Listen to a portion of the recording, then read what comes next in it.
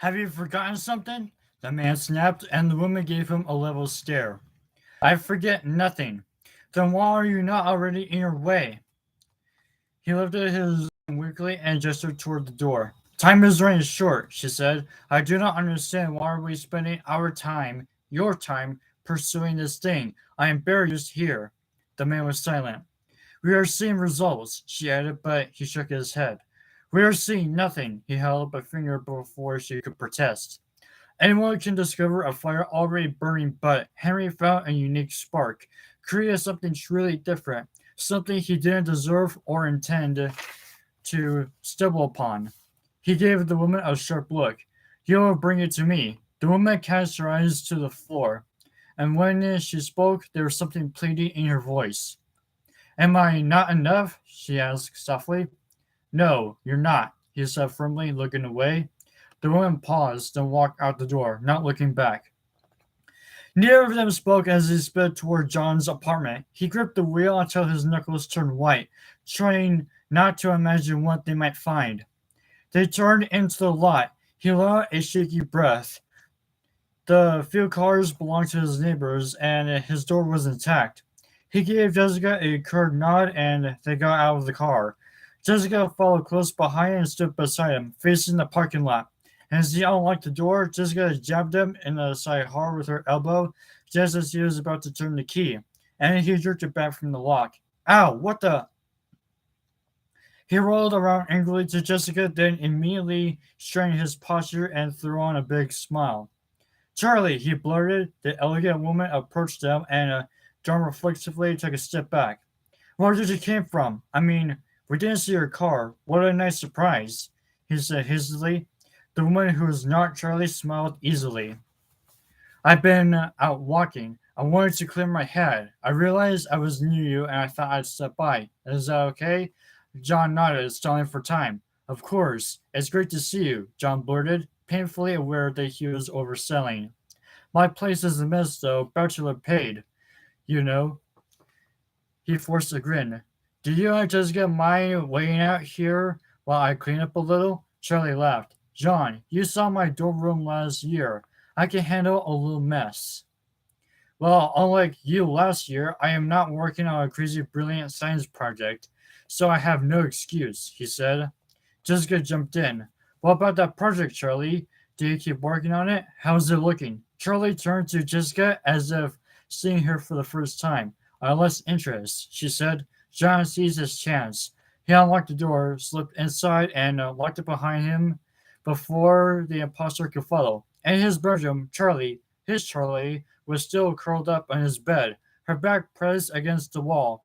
She didn't look like she moved since he left. Charlie, he whispered, I'm sorry, but I have to move you now. I'll be careful. He scooped her out with care. She was warm in his arms, and her eyes twitched beneath her lids.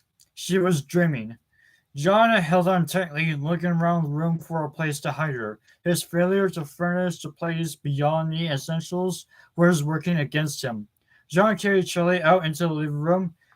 The couch was at an angle to the wall, leaving a tiny triangular space behind it.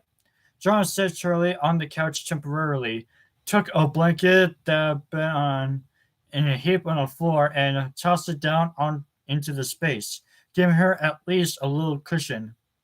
Then he climbed over, picked her up, and lifted her over the back, settling her on the floor.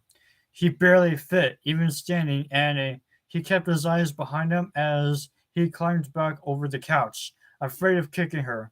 There was another gray blanket draped over the end of the couch, something left by a previous tenant, and he grabbed it and spread it over Charlie, covering her face. Someone knocked on the door. John, Jessica called. Are you almost done cleaning? Edge of panic in her voice. John looked around. There was no evidence of a mess, or him having just hurriedly cleaned one. He rushed to the bedroom and grabbed some laundry from his laundry basket they carried out with him to answer the door. Sorry, he said, aiming for a sheepish expression. I don't get a lot of gas. Jessica smiled nervously, and the other Charlie flashed a grin as she pushed in past him. Looks pretty nice, she said, turning to him. How's the neighborhood? Fine, John managed, disconcerted to be face to face with her moments after the real Charlie. This time he could see the differences. He could have written a list. The impression that this woman with her glamorous allure was simply Charlie, growing to her beauty with grace and a new self assurance, was gone. Now the individual features stuck out on her face like warts, each one a marker that was not Charlie. Nose too narrow, cheeks too hollow, eyes too far apart, hairline too high, eyebrows in the wrong angle. That the potteries are millimeters or less. The only way to be sure would to be look at Charlie and her robotic double side by side, or one right after the other. The imposter Charlie gave him a subtle smile and shifted her balance, as though about to come closer. John cleared his throat, hunting for something to say, but Charlie had already looked away and was now glancing around the living room. Behind her, Jessica was giving him a questioning look, probably wondering where the real Charlie was. John ignored her. Not Charlie strode past him into his bedroom and he followed quickly. Right, John bolted into action. So this is my bedroom, he said, as if the tour had been his own idea. Nice, Charlie murmured, surveying the room. She turned in a circle, taking it all in, then went to the dresser and turned to inspect the room again from there. So hey, we should all go out later or something, Jessica said suddenly, but Charlie didn't answer. Instead, she knelt slowly and peered under the bed. Jessica and John exchanged a nervous glance. Not much to see, it's just me here, John laughed. Jessica elbowed him and made a disappointed expression. I'm being too obvious again, he realized. John could feel his pulse in his throat, immediately regretting what he said. Please don't look around. Shirley went into the bathroom and glanced around it, opening the medicine cabinet and examining the contents. Jessica gave John a perplexed look. Then it occurred to her. She's looking for signs that someone's been injured. Shirley began to close the cabinet, then caught sight of her own reflection and paused. Her hand still on the cabinet door, looking at herself. She was still for a long moment, then her eyes darted to John in the mirror, and she made a face. I hate mirrors, she remarked, then turned away and pulled back in his shower curtain. I know, right? They add 10 pounds, John said mildly. I think that's cameras, Jessica corrected. Well, mirrors at least 5, John whispered. Maybe you just need to lose weight. Are we really having this conversation now? They continued to watch Charlie. She's searching, Jessica whispered. She's not even trying to hide it. John worried. Charlie paused and opened the bedroom closet, then crouched down to look in the open space under his hanging shirts and jackets. She stood and went back into the living room. Jessica followed, sprinting to get ahead of her and sitting on the couch quickly, crossing her legs. Charlie went to the kitchenette and opened the refrigerator, then closed it. Are you hungry? Jessica asked. I'm sure John has something you can eat. No, thank you. Have you been, Jessica? Charlie asked, crossed the room to the couch. John's whole body then rigid as he willed himself not to run across the room and yank her away. Instead, he opened the fridge himself, forced himself to breathe as, from the corner of his eye, he watched her sit down beside Jessica. Anybody want a water or a soda? He called.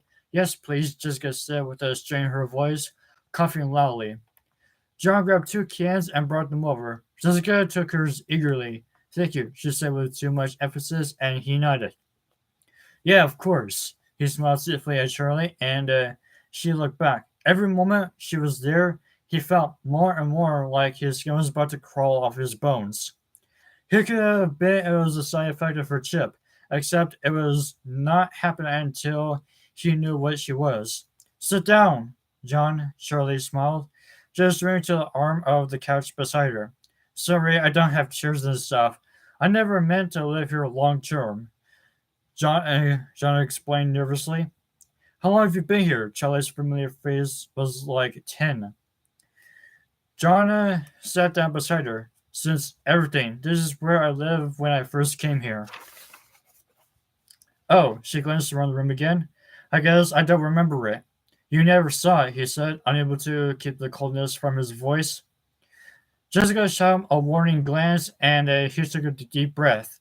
Charlie began scanning the room again. She stared straight ahead, her face taking a look of concentration. Her eyes swept up and down the room in strokes. Her head and torso slowly turned until she was looking almost directly behind her. In a second, she could see the gap behind the couch. Charlie, I had fun the other night, John said quickly, forcing himself to mean it. Do you want to have dinner again tonight? She turned back around, looking surprised. Yes, of course. That sounds great, John. Same place? Same place. Around 7? Sure. Great, Jessica declared and said. Anyway, I have to go, she said. Want to walk out with me, Charlie? She glanced nervously at John, and he got up quickly. I can give you a ride if you need one, he volunteered. I know you say you were walking. Thank you. Jessica mouthed from behind her back. No, Charlie said. I think I'll keep walking. I'm not parked too far away. It's really nice outside. Okay then, John said. Charlie moved gracefully across the living room and let herself out. Jessica let out a long breath as she'd been holding it, then went to the window and silently they watched the imposter go until she had disappeared around a bend on the road. What if she comes back? Jessica said. I don't want you alone with that thing, she finished, practically spitting the last word. John nodded a vigorous agreement. I don't want to be alone with her either, she said. Jessica looked thoughtfully for a moment. I won't be gone long, she said. We need help. If you don't think Charlie should go to the hospital, then the hospital has to come to her. Marla? Marla. And with that, she went to the door quickly. John walked out with her and watched uneasily as Jessica got into her car and drove off. Then he went back inside and shut the door, locking and bolting it. A lot of good this will do, he thought as he slipped the chain into place. Charlie, he said softly. He didn't expect an answer, but he wanted, felt almost compelled to talk to her. Charlie, I wish you could hear me, he went on, going to the bedroom closet and pulling out two of his other blankets. I think it's safer for you to stay where you were than in the bedroom. He pulled the couch a little further from the wall, trying to figure out how best to make her more comfortable. At a loss, he grabbed a pillow and leaned down, reaching to remove the blanket that covered her face. Sorry, I've only got one pillow, he said, trying not to lose his balance. Skay, came a muffled murmur from beneath the blanket, and John fell back, tumbling over the seat and barely catching himself before his head hit the floor. Charlie, he cried, then lowered his voice as he climbed back up. Charlie, are you awake? There was no answer. This time he did not try to climb into the space behind the couch and bent over to see. She was stirring, just a little. Charlie, it's me, John, he said, his voice hushed but urgent. If you can hear me, hold on to the sound of my voice. He stopped and she sat up and pulled the blanket off her face. He stared down at her, as astonished as the moment when he first saw her. Her face was red and her hair was sticking to her skin after being under the blanket. Her eyes were barely open. She blinked rapidly in the light, looking down and away.